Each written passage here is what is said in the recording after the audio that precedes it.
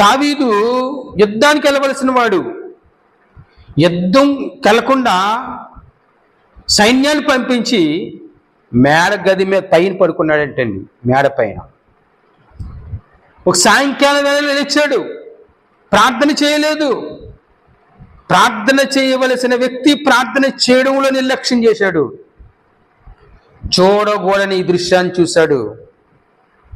చూసి తన మనసులో పాపాన్ని కొని తెచ్చుకున్నాడు.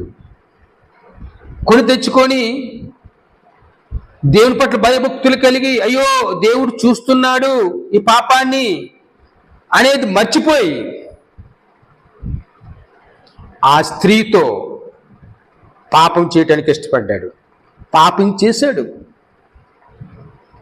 ప్రేంద్ర బిళ్ళారా, ఎందుకు ఆ విధంగా జరిగింది అంటే అతడు ప్రార్థన చేయవలసిన టైంలో ప్రార్థన చేయలేదు. ప్రార్థన నిర్లక్ష్యం చేశాడు. నేను బాగానే ఉన్నాను కదా, క్షేమంగా ఉన్నాను కదా, నా సైన్యం యుద్ధానికి వెళ్ళింది, యుద్ధం చేస్తున్నారు, నాకేం పర్వాలేదు కదా అనుకున్నాడు.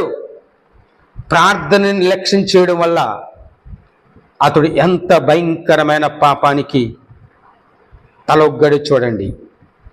కాబట్టి నీ విశ్వాస జీవితంలో ప్రార్థన చాలా అవసరం.